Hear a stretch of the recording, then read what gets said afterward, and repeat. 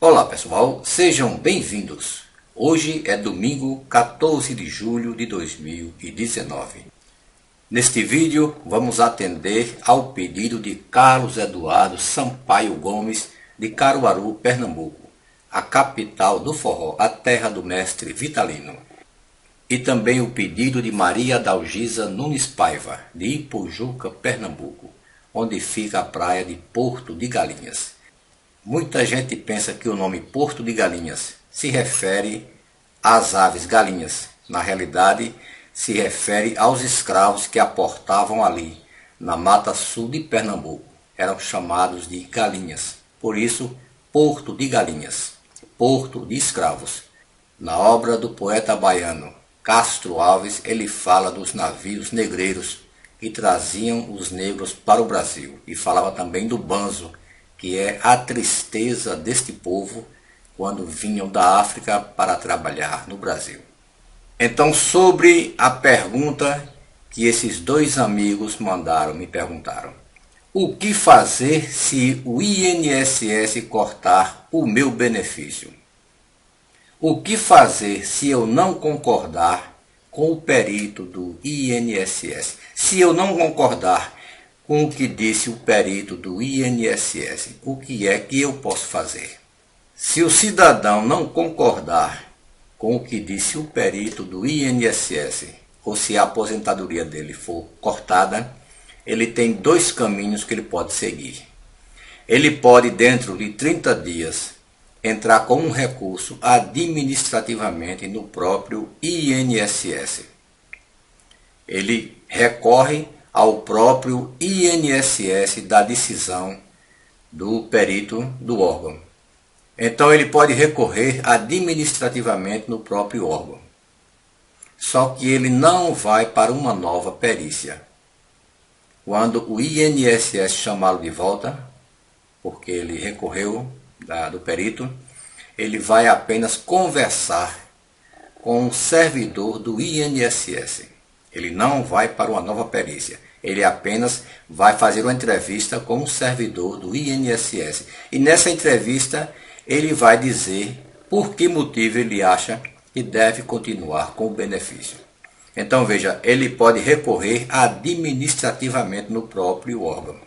Ou ele pode ir direto para a justiça. Ele pode recorrer via judicial. Nesse caso, o juiz, o magistrado responsável pelo processo, vai indicar um perito de sua confiança, ou seja, da confiança do juiz. E nesse caso o segurado vai passar por uma nova perícia. E vai depender do que esse perito de confiança do magistrado disser, o juiz tomará a atitude de ou dar causa-ganha ao cidadão que recorreu, ou então manter o que disse o INSS. Então são dois caminhos bem distintos que o segurado pode seguir. Ou ele vai diretamente no próprio órgão em 30 dias e recorre administrativamente, ou ele recorre via judicial. Então, para se chegar na via judicial, o INSS também pode recorrer. Se o juiz disser o segurado tem razão em respeito à aposentadoria dele, quero que volte a aposentadoria dele, o próprio INSS também pode recorrer. Como o segurado recorreu da atitude, da ação do INSS, esse mesmo direito tem o órgão. O INSS também pode. Ele não pode passar por cima da ordem judicial, ele tem que cumprir, mas ele pode também recorrer. O INSS é muito comum, INSS recorreu da ação judicial e assim por diante. Então, esses são os dois caminhos que o cidadão pode tomar quando ele não concordar ou quando a aposentadoria dele ou benefício for cessado. A questão é que muita gente não se importa com essa documentação. O cidadão se aposenta, joga para lá numa gaveta os documentos e quando precisa, quando é necessário, depois de 5, 6 anos, ele não tem esses documentos. Ou então ele entregou tudo isso ao INSS. Quando o cidadão se aposenta, ele deve pegar a carta de concessão, a folha de cálculos e guardar E tudo que ele fizer daí para frente, em termos de laudos médicos, exames, receitas, isso deve ser xerocado, tirar uma cópia, uma xerox e guardar, para se precisar no futuro ou quando precisar ter em mãos. Não é jogar numa gaveta e esquecer. Muitas vezes o cidadão dá o original para o INSS. E quando precisa numa perícia, muitas vezes até na perícia judicial, não tem essa documentação. Então deve ser feita uma pasta exclusiva só para esses documentos. O cidadão tem problemas cardíacos, foi para o médico, ele passou a receita. De imediato se tira 2 xerox dessa receita, porque muitas vezes uma cópia, ou na maioria das vezes, fica lá na farmácia. E o cidadão leva para casa uma cópia e arquiva, juntamente com a caixa do remédio aberto, a data, o preço, o grampeado, para saber que esse cidadão nesse dia comprou esse remédio e está tomando. Muitas vezes o perito, que é indicado pelo magistrado, pergunta: você está tomando o remédio? O cidadão diz: estou. Tem alguma prova? Não. Então fica a palavra do cidadão só. Deve-se provar: estou tomando tal remédio. Está aqui o dia que eu comprei, está aqui os remédios que eu estou tomando, a quantidade, os valores. Isso tudinho influencia no final da perícia. Isso tem subsídio, isso dá subsídio para o magistrado julgar. O cidadão tem problema cardíaco, como eu falei. Você toma que remédio? Eu tomo tal, Sincordil, Captopril e assim por diante. Esse remédio se abre a caixa, para não ter muito volume em casa, grampeia-se o valor que foi pago em cima, tira uma xerox e guarda. No dia que for para a perícia, e se for necessário deixar uma cópia lá, leva-se 2 cópias. Uma fica lá com o perito e outra fica em casa. Fica muito mais fácil. Então o cidadão, sabendo que pode ser chamado, ele já guarda todo esse material em casa. Não é jogado numa gaveta quando precisar. Muitas vezes o cidadão nem sabe que remédio toma. Você toma remédio, toma. Quem comprou? Ah, foi minha esposa, eu não sei qual é. Deve-se levar laudos médicos. Fez o exame, ergometria, fez o eco, fez o eletro. Guarda-se o exame, tira-se uma cópia e coloca-se numa pasta. A palavra do perito do INSS não é definitiva. Você pode muito bem, é direito de todos os cidadãos, se ele não concordar, procurar os próprios direitos. Ele pode entrar administrativamente. Se ele não quiser, porque ele não vai passar por uma nova perícia, como falamos, ele pode ir direto já para a justiça e entrar com um pedido judicial. Só que para isso ele tem que ter subsídio, ele tem que ter alguma coisa para levar.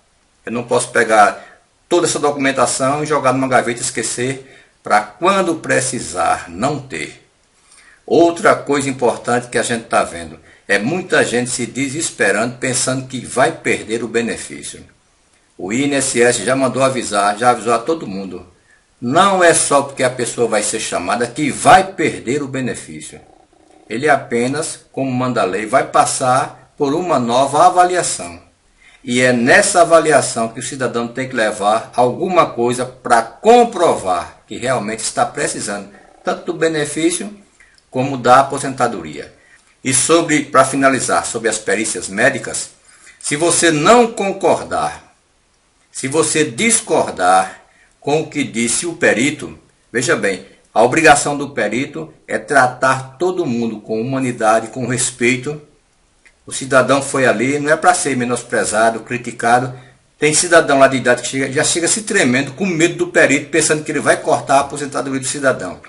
E também tem perito que faz de propósito, como já foi visto, já foi até filmado. O cidadão parece que tem prazer em ver a desgraça do cidadão, tomar a aposentadoria do cidadão, que muitas vezes só tem aquela aposentadoria para viver. Então, se você não concorda, se você discorda, você tem todo o direito de entrar ou administrativamente no próprio INSS ou procurar a justiça. O problema é que muitas vezes a pessoa chega lá tão nervoso que não sabe mais nem o que dizer para o cidadão. Então mantenha-se calmo. Ele tem por obrigação, por dever de ofício, lhe tratar bem, cidadão vai lá para fazer uma perícia, não é para ser humilhado, como já é humilhado por esse governo. Não só por esse, por os outros também. O cidadão aqui é tratado, quando se fala no Brasil, em termos de riqueza, de banqueiro, ninguém abre a boca para falar nada. Eu não vi esse governo falar ainda nada que os banqueiros vão dar sua cota de participação. Que a dívida externa ou a dívida do Brasil não está sendo paga porque o dinheiro vai para a educação. Até hoje não existe uma linha em nenhum jornal. E olha que todo dia eu vejo Folha de São Paulo, Estadão, eu dou uma lida em quase esses jornais principais do país todinho. Não tem uma linha dizendo: o governo federal vai cortar o benefício de banco tal. É só os bancos subindo o faturamento ano a ano e sempre o pato, a corda estoura do lado mais fraco. Quem é o lado mais fraco? Aposentados, pensionistas, trabalhadores e assim por diante. Até as viúvas agora podem ficar sem uma parte do que o marido deixou. Até no que o cidadão deixou em vida, o governo quer tirar uma parte. Mas falar sobre as grandes fortunas, taxar as grandes fortunas, taxar as heranças, mexer no lucro dos bancos, até hoje ninguém ouviu falar nada. Nem Paulo Guedes, nem Bolsonaro, ninguém. E outra coisa também importante que a gente vê. Independentemente do que aconteça, quem vai pagar o pato sempre vai ser os mais fracos, não é verdade? E o governo de Bolsonaro, com seu ministro da Economia, só sabe duas coisas: falar da Previdência Social e falar do pente fino do INSS. Não tem mais plano de governo para nada, nunca houve. Parece que o governo pensava que não ia ganhar a eleição. Então não se preparou, está despreparado. A única coisa que Paulo Guedes faz: liberar PIS, PASEP e FGTS. Chama-se voo de galinha. Isso é voo de avestruz. Nem de galinha é, porque não resolve nada. Resolve na hora. O cidadão paga umas dívidas e continua tudo como está. Já são 20 milhões de desempregados no país. E ninguém vê nenhum programa de governo para esse povo. Agora, nas costas do aposentado, nas costas do beneficiário, do BPC, que já ganhou uma miséria, ainda querem tirar. Falar sobre o lucro dos bancos, ninguém fala. Eu não ouvi até hoje o senhor Paulo Guedes abrir a boca para falar sobre lucro de banqueiros. Até hoje nada. O que ele queria fazer era capitalização para colocar mais dinheiro lá dentro. Então alguma coisa aí está errada. 20 milhões de pessoas esperando que a Previdência, que a reforma seja aprovada, como se na hora que fosse aprovada surgisse do nada. 20 milhões de emprego. E o negócio não funciona assim. Já falei no vídeo anterior que não precisa estudar em Harvard, Columbia, Princeton para liberar fundo de garantia, para liberar PIS e para liberar PASEP. Isso os governos passados já fizeram e viu que não dá resultado. Então, respondendo a pergunta de Maria Dalgisa Nunes Paiva, de Porto de Galinhas, e Carlos Eduardo Sampaio Gomes, de Caruaru, em Pernambuco. O que devo fazer se não concordar? Se você discordar, dois caminhos: ou recorrer administrativamente junto ao INSS, ou procurar a justiça e entrar com ação contra o INSS. Muito obrigado a todos, um forte abraço e até o próximo vídeo.